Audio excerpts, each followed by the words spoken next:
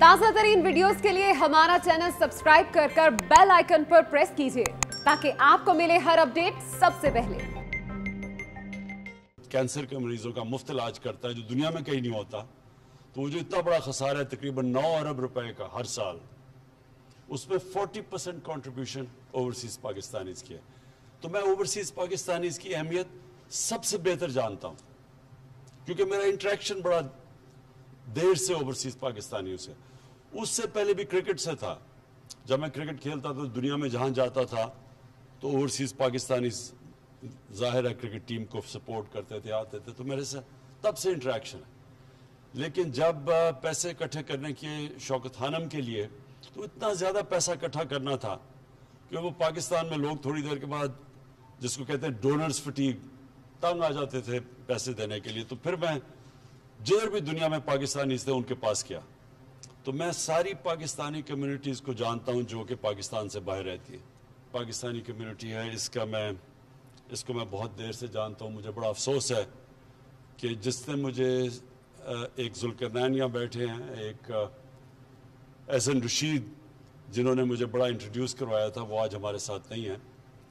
लेकिन मैं ये फिर से एम्बेसडर साहब, मैं ये चाहूँगा कि आपकी इंटरेक्शन इनसे रहे।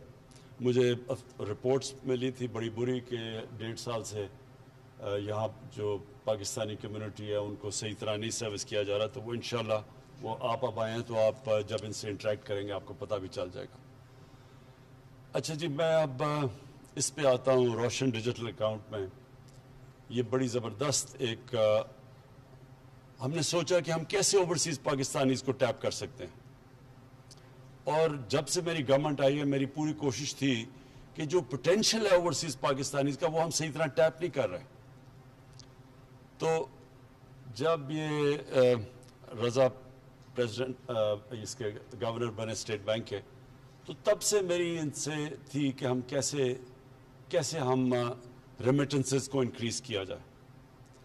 तो ये जो एक इन्होंने इसके ऊपर जोर दिया और ये जो पुश किया रोशन डिजिटल अकाउंट का, माशाल्लाह इसका जो रिज़ल्ट आया है ये हम कोई भी उस वक्त एक्सपेक्ट नहीं कर रहे थे। लेकिन इससे इनकरेज किया कि हम और बहुत प्रोडक्ट्स दे सकते हैं ओवरसीज़ पाकिस्तानीज़ को, क्योंकि दुनिया बड़ी तेज़ी से, जो टेक्नोलॉजी है वो इतनी तेज़ी से एडवांस कर रही है कि जो पहले हमारे पास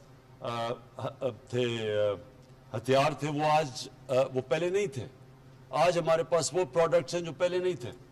तो इसलिए मैं ये चाहूँगा कि कॉन्स्टेंटली, और आपका भी रज़ा इंटरेक्शन रहे ओवरसीज़ पाकिस्तानी से, बल्कि आपके आई होप आपका एक स्पेशल पोर्टल बनाओ जो आप कम्युनिकेट करें, क्योंकि आपको फीडबैक मिलती रहेगी कि कैसे हम 90 लाख ओवरसीज़ पाकिस्तानीज़ हैं, हम कैसे इनको अपने मुल्क के लिए वो जो इतना बड़ा जो पोटेंशियल है वो कैसे उसका पूरा कर सकते हैं। ये बहुत बड़ा असास है हमारा, और अभी भी मैं समझता हूँ कि हम इसका फ्रैक्शन टैप कर रहे हैं। अभी सिर्फ वो लोगों को अपने रेमिटेंसेस भिजवाते हैं, हम इनको इन्वेस्टमेंट के लिए अभी तक पाकिस्तान में नहीं ला सके, और उसकी कई वजूहत थी।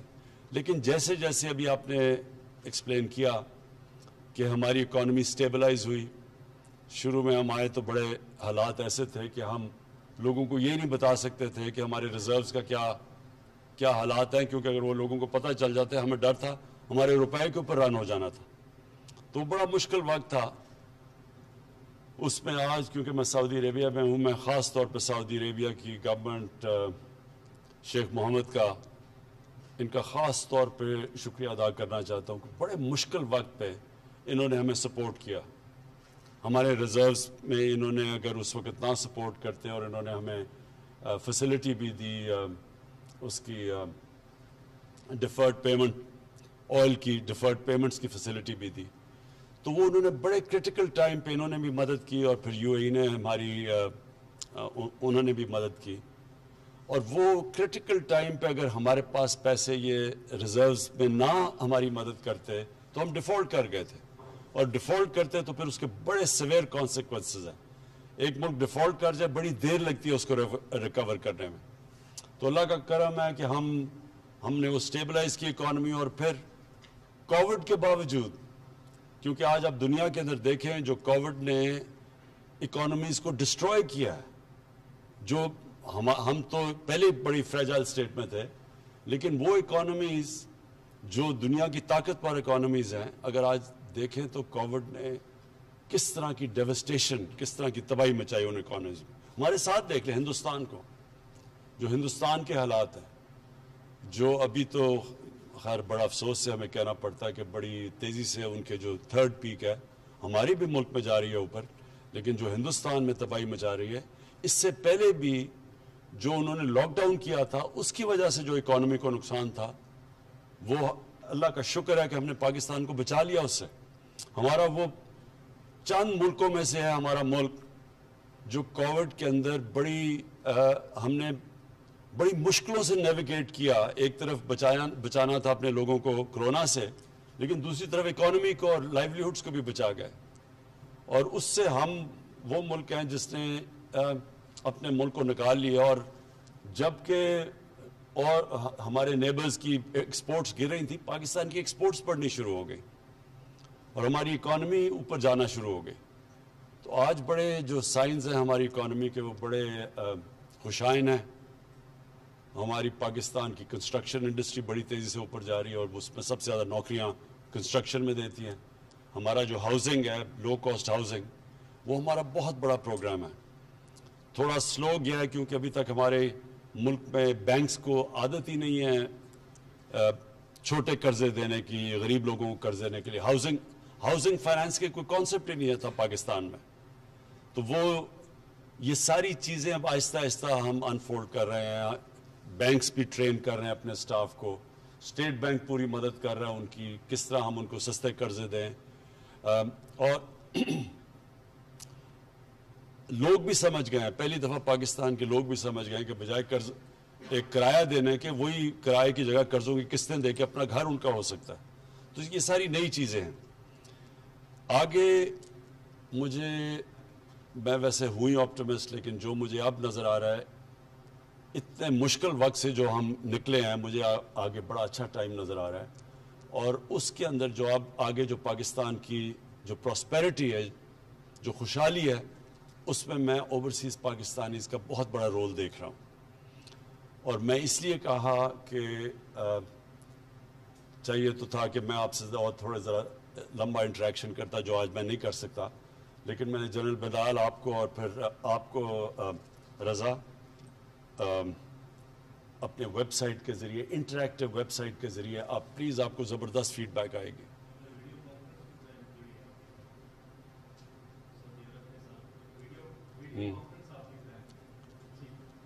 سو اینی وے, ہم یہ آپ سے انٹریکشن آگے رہے گا. میں آخر میں بڑا خوش ہوں کیونکہ ہمیں ایک تو ہماری بڑی سعودی عربیہ کی ٹرپ تھی اور بڑے ہمارے تعلقات اور مضبوط ہم نے کیے ہیں. ہمارے لیے بہت امپورٹنٹ ہے سعودی عربیہ پاکستان کے لیے, صرف اس لیے نہیں کہ ہماری ایک ایموشنل اٹیچمنٹ ہے سعودی عربیہ کے ساتھ, اس لیے بھی کہ انہوں نے ہمیشہ ہمارے ساتھ مشکل وقت پہ کھڑے ہوئے ہیں. اور جو اسپیشل جو ایموشنل اٹیچمنٹ ہے وہ اس کی, میں اپنی ساری ڈیلیگیشن میرے ساتھ آئی ہوئی تھی, ان سب کو ہمیں جو روزہ رسول میں موقع ملا جانے کا اور پھر آج خانہ کعبہ کے اندر جانے کا, تو آج ہم تو سمجھ رہے ہیں کہ ہمارے لیے ہماری بیٹریز بھی ریچارج ہو گئی. اور انشاءاللہ جو سٹرگل ہے ایک نئے پاکستان کے لیے, رول آف لا کے لیے, ایک نئی سوچ کے لیے جو سٹرگل چل رہی ہے پاکستان میں, یہ میں آپ سب کو بتا دوں کہ بڑا ڈیسائسو مومنٹ ہے پاکستان میں. ایک طرف پرانا سٹیٹس کو بیٹھا ہوا ہے, مافیاز بیٹھے ہوئے ہیں جو پرانے نظام کو بچانے کی پوری کوشش کر رہے ہیں, اور دوسری طرف میرے ساتھ سارا پاکستان کی عوام ہے جو کہ ایک تبدیلی کی طرف, رول آف لا کی طرف لے کے جا رہے ہیں.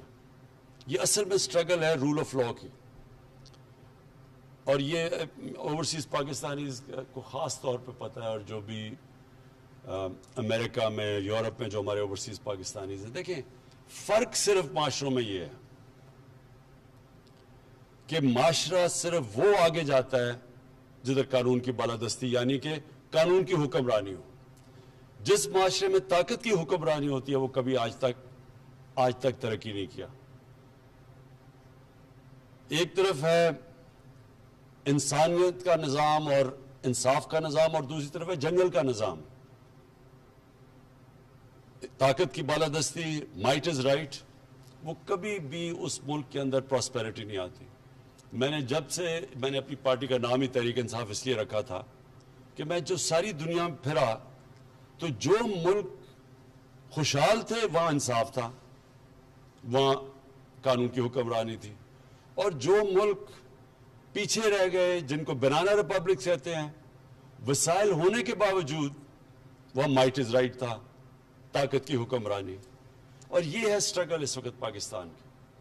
یہ بڑی ڈیسائسو مومنٹ ہے, اور کیونکہ اوورسیز پاکستانیز میری سب سے بڑی سٹرینگتھ رہے ہمیشہ, تو وہ یہ سمجھتے ہیں, کیونکہ ان کو زیادہ سمجھ اس لیے کہ ان کو باہر جانا پڑتا ہے نوکریاں لینے کے لیے. اپنے ملک سے بڑا مشکل ہوتا ہے باہر جانا, کیونکہ ملک میں ہم ان کو وہ موقع نہیں دے سکتے. تو وہ زیادہ تر پاکستان کو انتظار کر رہے ہوتے کہ کس طرح ان کا ملک ٹھیک ہو. وہ چاہتے ہیں کہ ہمارا ملک بھی باقی ملکوں کی طرح اوپر ایک عظیم ملک بنے, جو آج سے 40-50 سال پہلے جا رہا تھا تیزی سے اوپر بننا. تو میں صرف آپ کے لیے آخر میں یہ کہنا چاہتا ہوں کہ یہ ہے پاکستان کے ڈیفائننگ مومنٹس. ایک طرف ہے پرانا سٹیٹس کو, مافیاز جو کرپٹ نظام سے سارے فائدہ اٹھا رہے ہیں اور سب اکٹھے ہیں. دوسری طرف ہے پاکستان کی عوام اور ہماری گورنمنٹ جو کہ ایک چینج کے لیے لڑ رہی. اور یہ جو چینج ہے, یہ چینج کو اب کوئی نہیں روک سکتا. روک اس لیے نہیں سکتا کہ جو ملک کے اندر اس وقت اویئرنیس ہے, جو ایشوز سمجھ گئی ہے قوم, یہ کبھی پہلے ایسی سمجھ نہیں تھی. اور یہ اس کی بہت بڑی وجہ سوشل میڈیا. سوشل میڈیا اگر آپ جو ٹریڈیشنل میڈیا ہے اس کو اگر آپ خرید بھی لیں, اس میں پیسے بھی خرچ کر لیں, سوشل میڈیا کو کوئی نہیں روک سکتا. اور اس میں اتنی تیزی سے انفارمیشن اب ٹریول کرتی ہے, جو نوجوانوں کے پاس وہ نالج ہے جو کبھی پہلے تھی نہیں. تو یہ جو سٹیٹس کو ہے, اس کو جو ہماری پارٹی پاور میں آئی سوشل میڈیا کی وجہ سے, یوتھ کی وجہ سے, اور یہ جو چینج بھی آ رہا ہے یہ بھی یوتھ کی وجہ سے. اور آپ کو میں خوشخبری صرف یہ سنانا چاہتا ہوں, کیونکہ آپ یہاں پڑھتے ہوں گے اخباروں میں کئی دفعہ بڑی مایوسی کی چیزیں آتی ہیں. میں آپ کو آج بتا رہا ہوں کہ یہ جو اب بیٹل, یہ جو آپ جس طرف یہ سٹرگل جا رہی ہے, یہ سٹرگل اب جائے گی ایک اس پاکستان کو جو اس کو بننا چاہیے تھا آج سے 70 سال پہلے. اور وہ پاکستان تھا جس کا لیڈر تھا قائد اعظم, جو کہ قانون کی بالادستی میں مانتے تھے, کانسٹیٹیوشنسٹ تھے, رول آف لاء میں مانتے تھے, ایک انٹیگریٹی والے انسان تھے. وہ جو ہم سائڈ ٹریک ہوئے ہیں, ادھر سے ہٹے ہیں, اپنی جو ڈیسٹنی پہ ہمیں جانا چاہیے تھا اسے دور چلے گئے ہیں, اب وہ واپس ہم اس ٹریک کے اوپر آ گئے. اور یہ ہے ان مافیا سے ملک کو آزاد کرنے کی جنگ. اور جو آزادی کی جنگ ہوتی ہے وہ ہمیشہ تھوڑا ٹائم لیتی ہے, لیکن انشاءاللہ جس طرف اب پاکستان نکل گیا ہے, آپ کو میں خوشخبری یہ دینا چاہتا ہوں کہ بڑی جلد آپ کے سامنے ایک نیا پاکستان آئے گا.